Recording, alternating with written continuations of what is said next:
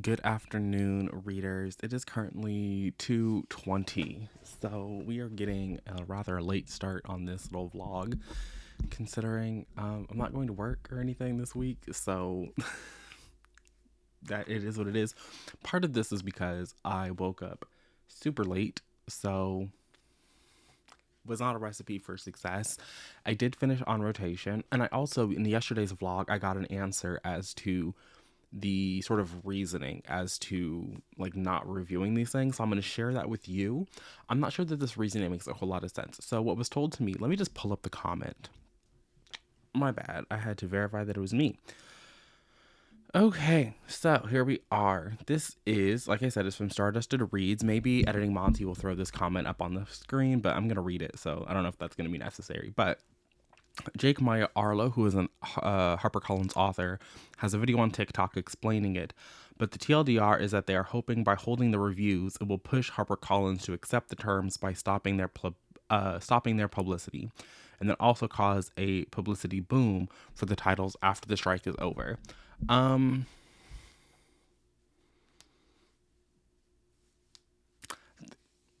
Again, I understand that you don't want to hurt authors in this strike, but I feel like the better move would have been telling people to like just not buy the books, not to read the books. Anyway, I finished on rotation. I don't really have too much to say that I didn't already say on Goodreads, so I'm not going to try and get into it here. Ultimately, I do think it takes a little something for me to give a single perspective 5 out of 5 stars, but this was cute. I gave it 4. I'm going to keep it pushing. We're going to move on.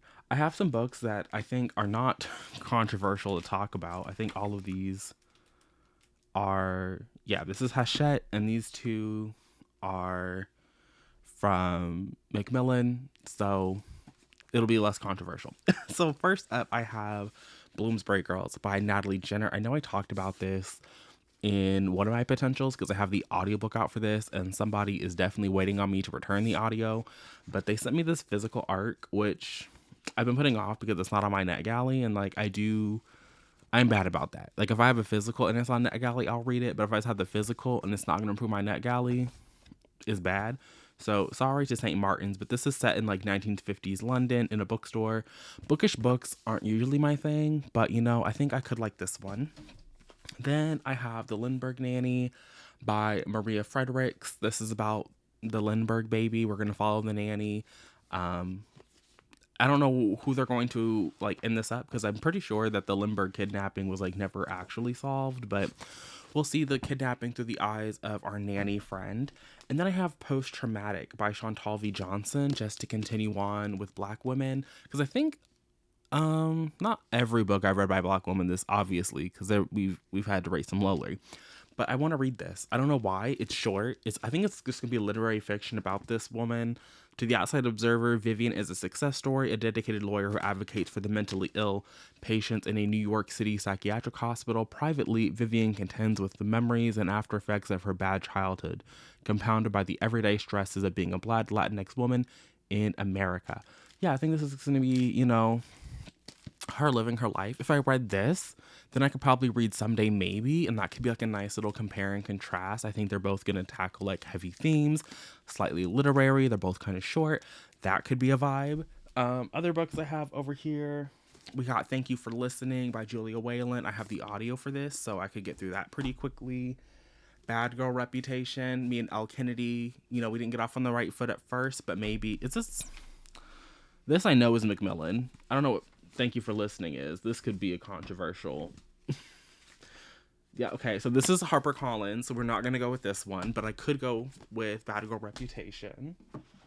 We still have This Way Out, which I haven't picked up. I did return, what was it? The Matthew Prince book, because I saw that it was from Source Books, and so I wanted to cut my losses. This is an Amazon, so this is like one of the little Amazon publishing imprints. Love and Color, because, Bolu Babalola, I love her. The Holly Bourne, When We Were Friends. This could be a fun time. I still have Election. Election is very short. You know what?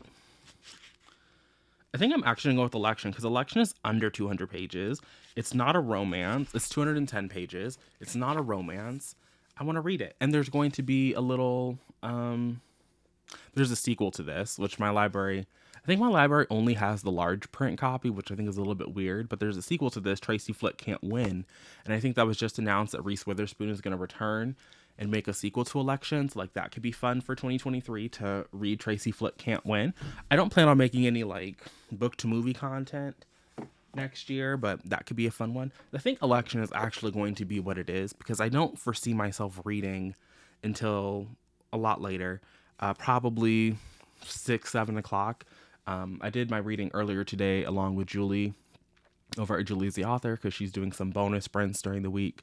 So there were sprints today. There'll be sprints over on her channel tomorrow, Wednesday at noon Eastern, so it's 11 o'clock my time. And then on Thursday, they're starting at 9 Eastern because it's 8 my time, I believe. And, oh, is this... This is a really old book, though. Like, if you were going to read Election, yeah, this is Penguin. We're safe. And then on Thursday, Julie's going to be doing sprints all day starting at 9 Eastern. They're going to break for an hour for lunch so you can, like, eat lunch or whatever it is you need to do. And then they're going to go back at 2 Eastern for until whenever. So it's going to be like a nice long day. They do really chunky sprints, so 45 minutes. So even if you aren't trying to read, you know, you got last minute holiday gifts you're wrapping, cleaning before people come over to your house to celebrate the holidays, whatever, meal prepping, whatever you're gonna do. I'll be there in the chat. I won't be, you know, on screen. I'm thinking of doing live reading sprints on the 26th to make up for that, like the whole week I took off from like the 6th to the 12th, I think it was, where I didn't post a vlog. So I might do reading sprints on Boxing Day, the first day of Kwanzaa. Maybe that'll be what I do, because I do plan on not putting out videos from the 27th to the 30th. On the 31st, I'm going to do a vlog of reading my last book of the year. So maybe on my Christmas vlog, I'll have you guys voting what my last book of the year is going to be because I don't even know. So maybe that'll be a thing. Or maybe I'll let you vote for my first book of the year. I don't know. We'll do something. Maybe we'll do the vote for the first book during the reading sprints. Who knows? Who knows? But I'm going to go. I will check back in later today with my thoughts on Election by Tom Perrotta. Yeah, that's what I got for you. Hi. I'm the problem. It's me because here's the thing. So it is 7:12. It is 7:12 according to my computer. And I said, okay, it's like 6 o'clock or whatever. It might have been like 5:30. I said, I'm going to make dinner. I'm going to find some nice little reading sprints. I went back to my go-to Julie. I went to watch one of her productivity sprints because I know they do 45 minutes.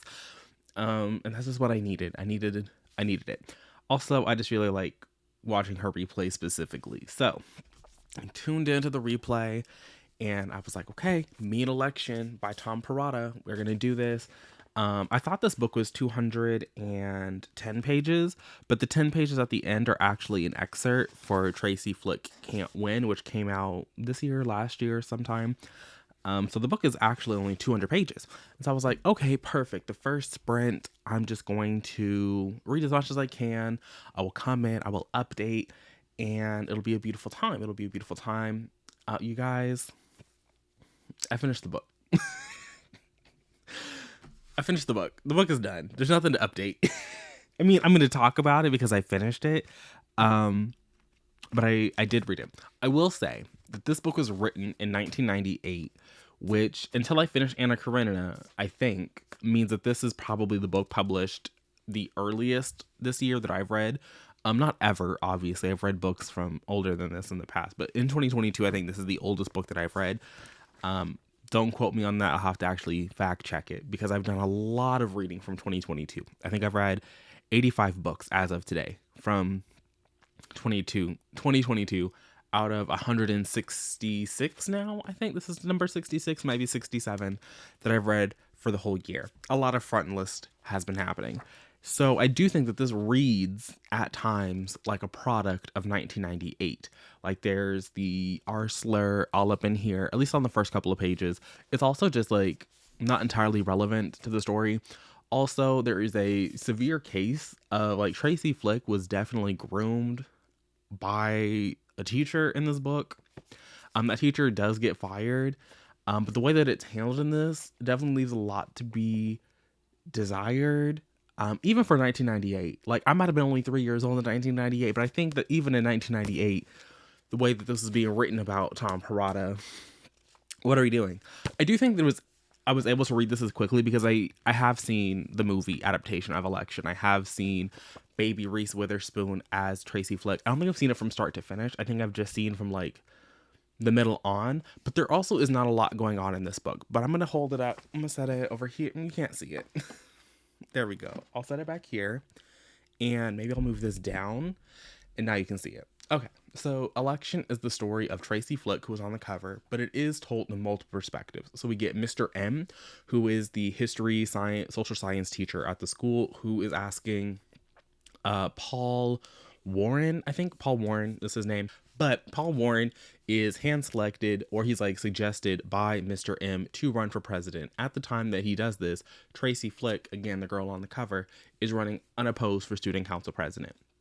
But when Paul Warren decides to run, his sister Tammy enters the race. And his sister Tammy enters the race because I believe that we're supposed to see that Tammy and Lisa Flanagan have like this under the table flirtationship happening, but Lisa is not trying to be out and proud like that because again it's 1998. Although 1998 and 2022, not too different these days. Anyway, and so Tammy's like, I'm just gonna run for spite, but she's really not invested in it. She's like, I'm the lazy candidate, vote for me, because you know Paul and Tracy aren't really gonna change anything. So if you're gonna vote, might as well vote for me. So she's not very invested. Around like the middle of the book, she says that she wants to go live her little dream at the little Catholic school in town. And so she eventually even gets like forced out of the race. So it really is a two-way race between Paul and Tracy. And Tracy is being plotted against by Mr. M because, again, Mr. M is the best friend of the teacher that Tracy was being groomed by, the man that got kicked out. And so like they were best friends. They had poker nights. They were doing all kinds of things together. They were best friends.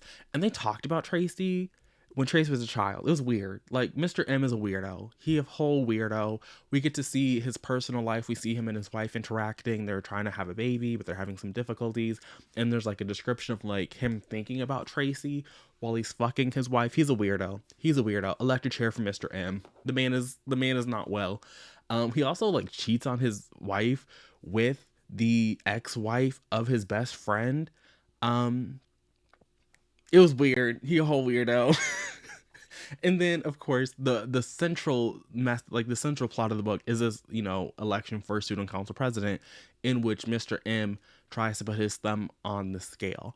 And it was an interesting time. I think that Tom Perrotta, he's put out a lot of books. I don't think this was like a debut for him. I think might have been, but he's put out a lot of things and a lot of his stuff is getting adapted, but this is just okay. Like, I'm gonna give it 3 stars. I had a good time. Like, it was fine, but I don't think that it was like really literary. It didn't have anything that it was trying to say. It didn't have any kind of things that it was trying to delve into, but it also was only 200 pages. So like, it really reads more like a novella than like a novel.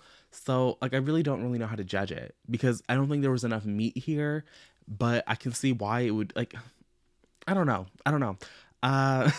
Yeah, I'm gonna maybe I'll give it 2 stars and not 3, because like there really is nothing here to discuss with any kind of meaningful conversation. So I gave you the overview. You get to see what happens as this election plays out with Mr. M trying to put his thumb on the scale, his raggedy life. You do get to see Paul and Tracy, but like Paul and Tracy really don't have much to do in the narrative. Like, you see Tracy campaigning, you see Paul campaigning a little bit, but it really is just like it's a very brief window. It's very mundane. So, I mean, good on Tom. I do think that it does take some kind of talent to write a novel this brief and not have it feel like, I don't feel like we missed out on anything, but because it is such a snapshot, like there's not a whole lot to discuss because we aren't delving into I mean, we do delve into the history a little bit because again, we know that Tracy was groomed by this teacher who's no longer there, and we like know that she's ambitious and like she wants to go to Georgetown, but like it's not really, the book jumps around from perspective to perspective really quickly within a chapter, and so we'll see a character doing something for like a page and a half maybe, and then we're going to a different perspective, and we bounce around between Mr. M and Tracy and Paul and Lisa and Tammy, and then in the middle of the book we get a perspective of one of the janitors. And so like there's a lot of balls in the air for 200 pages. So again, that's why I think to me it reads kind of like a novella, but a novella that I think is at least entertaining. So overall, I'm going to give it 2.5 stars in my spreadsheet because I don't think it was horrible. But on Goodreads, I'm going to leave it at a 2. What I'm going to read tomorrow, let's do this. So we have K-Pop Confidential by Stephen Lee. This is about somebody joining a K-pop group and the K-pop group coming together, or most likely, which is about 4 friends, and one of them is going to be president, but we don't know who, and it's their little high school life. So my options for tomorrow are most likely or K-Pop Confidential. I mean, they're both pretty short, so I could probably get to both. But if I can only get to one, let me know in the comments what you want me to read.